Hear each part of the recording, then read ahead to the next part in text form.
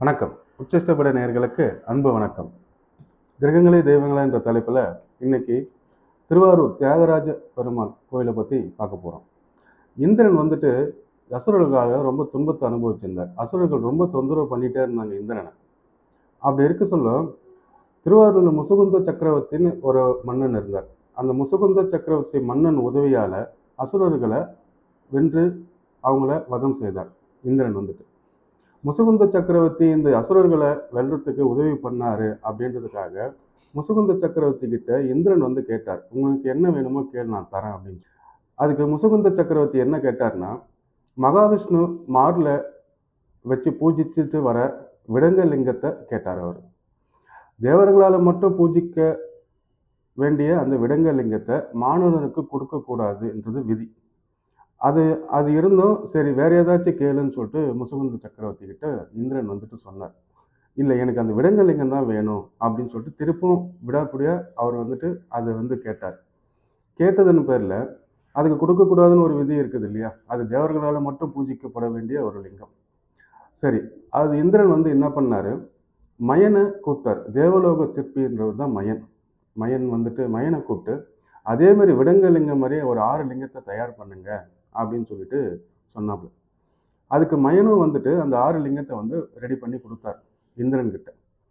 அது முசுகுந்த சக்கரவர்த்தி கிட்ட கொடுக்க சொல்ல வேற வழி இல்லாம, சரி நம்மளுக்கு உதவி பண்ணாரு, உதவி பண்ணி அவர் கேட்டது நம்ம கொடுக்க முடியாம போதும் அப்படின்னு ஒரு சங்கடத்துல அந்த 6 லிங்கத்தோடு சேர்த்து இந்த விடங்கலிங்கத்தை சேர்த்து கொடுத்துட்டார்.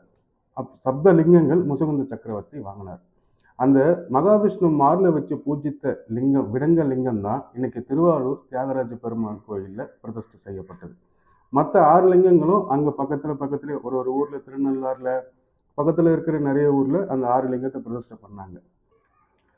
இந்திரன் இந்த சப்த லிங்கங்களை கொடுக்க சொல்ல முசுகுந்த சக்கரவர்த்திக்கு சில வரங்களும் சேர்த்து கொடுத்தார்.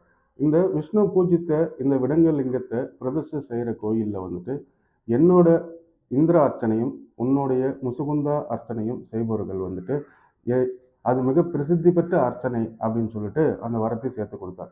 அது எதுக்காக அந்த அர்ச்சனை பண்றோம் அப்படின்னு ஒரு விஷயமும் இருக்கு அதுல. அது மாதிரி வாக்கு பலிதம் வேணுன்றவங்க, கற்பனை திறன் வளரணுன்றவங்க, சரி ஒரு விஷயத்தை ரிசர்ச் பண்ணணும் அப்படின்னு நினைக்கிறவங்க ஒரு குறிப்பிட்ட நட்சத்திரம் இருக்கு, குறிப்பிட்ட நாள் இருக்கு, அந்த டைம்ல முசுகுந்த அர்ச்சனை, திருவாரூர் தியாகராஜ பெருமானுக்கு முசுகுந்த அர்ச்சனை செஞ்சாங்கன்னா இவங்களுக்கு வாக்கு பலிதம் உண்டாகும். நிறைய ஜோதிடர்களுக்கு, வாக்கு சொல்றவங்களுக்கு இவங்களுக்கு அந்த வாக்கு பலிதம் உண்டாகும். கற்பனை திறன் வளரும். ரிசர்ச் பண்றதுக்கு உண்டான அந்த விஷயங்கள் நம்மளுக்கு கிடைக்கும்.